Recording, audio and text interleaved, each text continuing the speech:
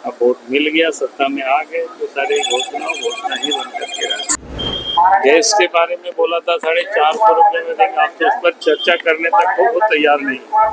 मैं ये कहूंगा कि झारखंड के बारे में हमें विचार करना चाहिए। झारखंड के नौजवानों का ही सवाल नहीं है, झारखंड की बुनियाद भी हम बर्बाद कर रहे हैं। बाबूलाल मरांडी ने हेमंत सरकार पर बहुत तीखे आरोप लगाए हैं। उन्होंने कहा है कि हेमंत सरकार ने सरकार में आते ही अपनी चुनावी वादे को भूलना शुरू कर दिया है। मैया सम्मान योजना में लाभुकों के छंटनी की तैयारी, बालू की बढ़ती कीमत, 3200 रुपये की बजाय 2400 रुपये प्रति क्विंटल धान की खरीदी और 450 रुपये गैस सिलेंडर देने के वादे पर सरकार की चुप्पी दर्शाता है कि उनके नियत में खोट है। सरकार ने पहले ही सब कुछ कर दिया।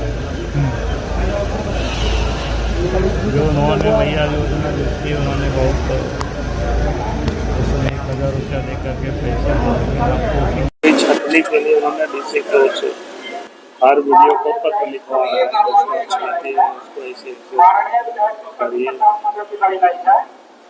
फिर धान का भी देखिए, उनके घोषणा पत्र में था 3200 रुपया, 2400 रुपये में करेंगे, वो भी 15 तारीख से करेंगे। नहीं करेंगे अभी वो भी आता पता नहीं कितना खरीदारी होगी, देखना। गैस के बारे में बोला था 450 रुपये में देंगे, आप तो उस पर चर्चा करने तक वो तैयार नहीं। तो इससे समझ में आ गया कि उनको वोट लेने की ये सारे कवायद थी। अब वोट मिल गया, सत्ता में आ गए तो सारे घोषणा ही बन करके रहा। नहीं, बालों की पहले से ही किल्लत है, आज से नहीं है, लगातार किल्लत ही किल्लत है। किल्लत ये जानबूझ कर इन्होंने पैदा करके रखा। साथ ही में आज सदन में झामुमो के वरिष्ठ विधायक श्री हेमलाल मुर्मू जी ने जो अमर्यादित बयान दिया है वो अति निंदनीय, यह भी कहा। लगातार बाबूलाल मरांडी तीखे वार कर रहे हैं। आगे सदन में क्या होगा यह दिलचस्प मोड़ लेगा। तब तक के लिए देखते रहिए विमर्श न्यूज़। अगर आपने हमारे चैनल को सब्सक्राइब नहीं किया तो जल्द सब्सक्राइब करें। धन्यवाद। डीजीएल पर अब बहुत नहीं मुद्दा उठ पाया, मुद्दा नहीं उठा, सभी ने बोला, हमने तो कहा ही कि उसका सीबीआई से जांच होनी चाहिए। सर, हेमलाल मुर्मू के ने जो टिप्पणी की है उस पर वो गलत, बिल्कुल गलत किया। और इतना सीनियर विधायकों को इस प्रकार की बातें नहीं बोलना चाहिए। तो मैं यही कहूँगा कि जैसा जिसका नियत होता है, जिसकी वृत्ति होती है, उसी प्रकार के लोग शब्दों का भी चयन करते हैं। चलिए, ये उनकी नेक नियति पर क्या बोलते हैं प्रकटीकरण हुआ कि वो क्या सोचते हैं, किस प्रकार का उनकी सोच है, ये उसमें से करना।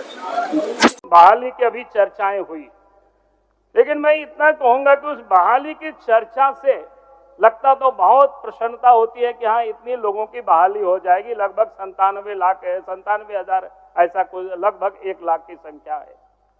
लेकिन पिछले दिनों जो बहालियां हुई है, पिछले दिनों जो जेएससीसी से सीजीएल का जो रिजल्ट आया है, जिस समय से लड़के एग्जाम लिखे उस समय से लड़के लोग विरोध कर रहे हैं। आज भी लड़का सड़क पर है और उन लोगों के पास सबूत है। अगर आप कह रहे हैं कहीं कोई गड़बड़ी नहीं हुआ है तो आप फिर जांच से क्यों भाग रहे हैं? आप सीबीआई को अवर कर दी, जांच के लिए आप अग्रसरित कर दीजिए, ताकि दूध का दूध पानी का पानी हो जाएगा। इस प्रकार से सीजीएल के एग्जाम को कंडक्ट किया गया और जानकारी मिली है बंगाल की कोई कंपनी, सरकार के कोई कंसर्न की कंपनी से शायद एग्जाम लिया है।